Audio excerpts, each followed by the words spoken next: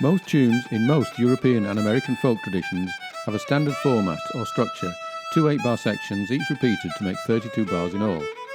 Some diverge from this pattern in ways which are easy to understand and explain, but others are just plain crooked, deliberately flouting the rules with odd bars, half bars or missing bars. In this piece I want to try and understand and explain these strange mutations across a number of European and American traditions, and try and decide whether they are something to eradicate, to tolerate, or indeed to celebrate. We have an expectation that traditional tunes will follow a standard pattern. This is indeed the case with the great majority of jigs, reels and so on. The 8-bar section is the usual length required to do each section of a ceilidh dance, and also works well with the phrasing of simple song structures. Variations on the theme may occur where a tune might have extra parts. The Kid on the Mountain, for example, is a 5-part Irish slip jig, and College Groves is a 3-part reel. Sometimes there's no repeat. Single reels, such as The Wind That Shakes the Barley, have 8-bar sections which are not repeated. Some tunes are asymmetrical, with one section repeated and one not. The Sailor's Bonnet, for example, has an A section which does not repeat and a B section that does. Such tunes may be chosen by ceilidh bands to suit a particular set of dance steps, which, instead of the usual 32 bars, may call for 40 or 48 bars, for example. This kind of deviation from the norm is something you would barely notice unless you were looking for it. However, in some traditions there are structures considerably more odd. An Old English jig called a black joke has an A section of 6 bars and a B section of 10. It is used for various Morris dances, and you might conclude that the phrasing was tailored to suit the dance. However, it seems likely that in fact the reverse is the case. The joke actually started out in the early 18th century as a popular street song with vulgar lyrics. The bar structure reflects the phrasing of the lyrics. It proved so popular that numerous other jokes were published, all copying the same structure. 3/2 hornpipes were a common dance form, particularly in northern England, up until the mid-18th century. There are normally 4 bars to a line, with 3 minims to the bar, and there are many different and interesting ways of grouping the quavers, often involving syncopation. Nowadays, hornpipes are mostly in 4/4, and the 3/2 rhythm can seem quite baffling to the uninitiated. In the 4-part tune John of the Green, there are many different ways of dividing the bar, giving a dynamic, if very lopsided, feel to the tune.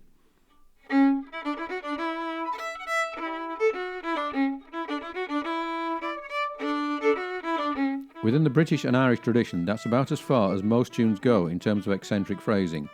However, in North America, you can find many genuinely crooked tunes. In these kinds of structure, not just the number of bars in a section is odd, but there are actually fractions of a bar added or omitted. Let's look at some of the reasons why someone would deliberately write, learn or play a crooked tune. The most obvious reason you might think is that many old-time fiddlers were simply careless and or untrained. Learning and playing by ear, they never had to think about how many bars there should be to a line or beats to the bar. Mistakes in learning or personal eccentricities of style could therefore lead to odd structures becoming established. Many dancers, particularly step dancers, semi-improvised dances often performed by a solo dancer, do not require fixed lengths or sections, so that an extra half bar here or there would make little difference. Many fiddlers used to play solo, in which case the idea of coordinating an irregularity in rhythm with other musicians did not occur. One of the traditions with the greatest number of crooked tunes is the Métis style of northwest Canada. The Métis are the mixed European and native peoples whose music includes influences from Ireland, Scotland and France, as well as the native tradition. The latter seems to be a source of many unusual structures. 5-beat phrases are common in some tribal music. Crookedness is an important feature of Québequois music. As we saw with the Black Joke, many old tunes were closely bound up with songs. I asked Northumbrian fiddler Stuart Hardy about this, and he told me, "We can see from comparing the dancing masters and the broadside ballads that many of the 17th and 18th century melodies were used in songs and dance. The melodies are much more singable than jigs, reels and hornpipes of recent times. This all points towards song lyrics having a great deal of influence on melodic asymmetry in dance tunes. The singing tradition had less reason than the dance to keep strict metre, and often pauses for breath between lines or verses could become stylised and embedded into tunes, adding extra beats here and there. An interesting variation on this idea is in the bluegrass and country music of the 30s and 40s, when bands performing at the Grand Ole Opry or for studio recordings had to play around a single microphone, weaving in and out in turn to get closer for a solo. Often an extra bar or so would be added between verses to allow the singer or soloist time to get into position. And this structure in particular songs exists today, long after the need for it has disappeared. In folk singing, and indeed church and choral singing, there is often a habit of dwelling on certain notes or pausing between phrases. In his collection of Pennsylvania Hill Country tunes, published in 1944, Sam Bayard commented, "It may be noticed that when fiddlers play song tunes, they dwell on notes precisely in the manner of traditional vocalists. Many fiddlers who learned and played by ear would think of their tunes phrase by phrase, and sometimes a particular phrase might simply seem more satisfying or complete with extra notes, if viewed in isolation." To quote Bayard again, "Often in playing, a fiddler shortens the final bar of the first part in his haste to get to the second. This practice, called cutting, is frowned upon by the better performers." Is crookedness in decline today? It seems likely that crookedness was much more common in previous centuries than today. One key reason for this is that tunes would often get evened out when they were first transcribed and published. Whilst folk performers would be musically illiterate, the publisher would expect the music to conform to certain expectations, including bar and line length. George Petrie is a case in point. His Collection of the Ancient Music of Ireland, published in 1855, was one of the first attempts to collect and publish traditional tunes. However, one has to be suspicious of his true understanding of the music, as he apologised for any inaccuracies which may arise from having to get material from what he called pipers, fiddlers, and other such corrupting and uncertain mediums. Geoffrey Richardson of the English prog rock band Caravan told me that when they went into the studio to record their extremely crooked A Hunting We Will Go with a symphony orchestra, the conductor simply couldn't accept that the band really did intend the tune to be in 19/8 time, and did his very best to slip in an extra quaver to round it up to 20. Returning to the folk idiom, the practice of fiddlers playing solo for dancing is now a lot less common than it was, so that any stray beats or bars have to be discussed, fought over, agreed, and even possibly rehearsed. When musicians meet on an ad hoc basis, say at a jam session, if someone brings along a tune unfamiliar to the others, which is crooked, it will quite likely prove to be a jam buster, causing everyone else to stop playing and start muttering darkly among themselves, as soon as it becomes obvious that there's something odd about the rhythm. In this situation, a fiddler is quite likely to either choose not to play such a tune, or else to edit it on the spot, straightening out any such irregularity. One of my favourite tunes at the moment is the Québequois tune Fleur de Mandragore, whose A section closes with an extra half bar. Great to play with a band who know what's happening, impossible with someone unfamiliar with it. And quite useless at a barn dance, where 32.5 bar dancers are thin on the ground, to say the least. Even within traditions such as the Métis, where crookedness is common, there is a pressure to get rid of what they refer to as crazy rhythm, which to some ears sounds clumsy and old-fashioned when compared to slick commercial recordings they can hear on CD or on the radio. Despite all these factors, Métis, Québequois and American old-time fiddling all remain hotbeds of crookedness. Many musicians relish the challenge of understanding and mastering the difficult rhythms, and value the archaic and authentic feel of such tunes. In the USA old-time repertoire, particularly in West Virginia, there are many crooked tunes. Examples include Jeff Sturgeon, Lost White, White Creek, Jenny Get Around Texas, Hog-Eyed Man, Santa Anna's Retreat, Trouble on My Mind, and Wild Rose of the Mountain. The latter uses a simple formula, adding an extra bar and a half to both the middle and end of each section. On its own, as a solo fiddle tune, this makes little sense, but with the addition of either a fiddle shuffle or a rolling banjo or guitar line in the extended pause, this feels very natural.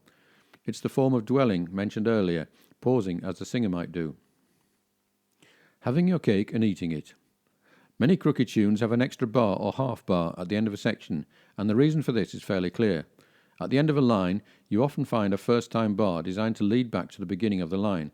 A second-time bar will either bring the line to a conclusion, perhaps ending on the tonic, or else lead into the next section.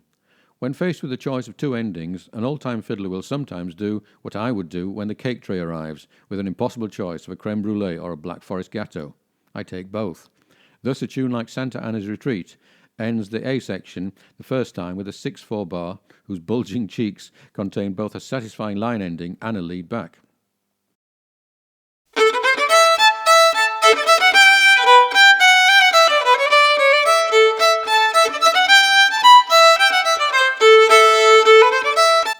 Some tunes, including Fire on the Mountain and Hog-Eye, have a 2-bar melodic phrase added to the end, which is neither a pause, a link or an ending, but is a reprise of a section of the melody. This is a device often found in the chorus of songs, and indeed both of these tunes also have words. Hog-eye or hog-eyed man is a slang reference to the same part of the female anatomy as the joke mentioned earlier. The lyrics go, "As I was walking down the street, a pretty girl I chanced to meet. I stepped right up and kissed her sweet, and asked her for some hog-eye meat. I asked her for some hog-eye meat." Finally, let's return to the British Isles, which have played surprisingly little part in this discussion. Are there any genuinely crooked tunes in the repertoire? A scan through Pete Cooper's collection English Fiddle tunes reveals a couple. Walter Bulwer's Off She Goes is one such. Off She Goes is a standard 32-bar jig with nothing unremarkable in its structure. However, fiddler Walter Bulmer, who died in 1968, an experienced fiddler who had seen it all and played all manner of dance music, produced a spirited, highly personal and eccentric version with the last bar of the B section extended to 9/8. There's no doubt that this 9/8 bar makes a nice phrase in its own right. Whether he was being adventurous, playful, absent-minded or bloody-minded, we will never know. But the fact that this version can sit quietly in the records alongside many straight versions tells you a lot about the flexibility of the tradition. Another tune from Cooper's collection, Backer Pipes, also is better known in a straight version, but in this version, from the playing of the contemporary Bampton Morris fiddler Matt Green, we have an A section and B section which, as we've seen in previous examples, has both the first and second time endings leading to an extra bar. Cooper often describes this as marking time between sections, i.e. allowing tardy dancers to finish one section and get ready for the next. Despite these examples, it seems that in Britain and Ireland, crookedness is far less common than in the USA and Canada. I would like to suggest that this is not so much a reflection of the habits of fiddlers, but is more due to the history of tune collection and publication. Publication of a traditional tune would very often include an element of tidying up, including straightening out uneven bars and sections. Could it be that in Britain and Ireland, publishing started earlier than in America, as early as the 17th century? In America, although there were some early tune collections, the size and remoteness of the Appalachian heartlands of fiddling meant that many tunes went unpublished until the 20th century, when collectors began systematically recording and transcribing. By this time, not only did the possibility of phonographic recording make transcription more accurate, but also a more enlightened attitude to the nature of folk music was developing. It is only in recent decades that collections such as Pete Cooper's, for example, will deliberately include crookedness and value it for its own sake. And any time spent with hardcore American old-time musicians will show that, far from wishing to clean up and modernise these odd and cranky old tunes, there is a very strong desire to cherish and value every missing quaver, extra beat or 7-bar section. Long may they continue.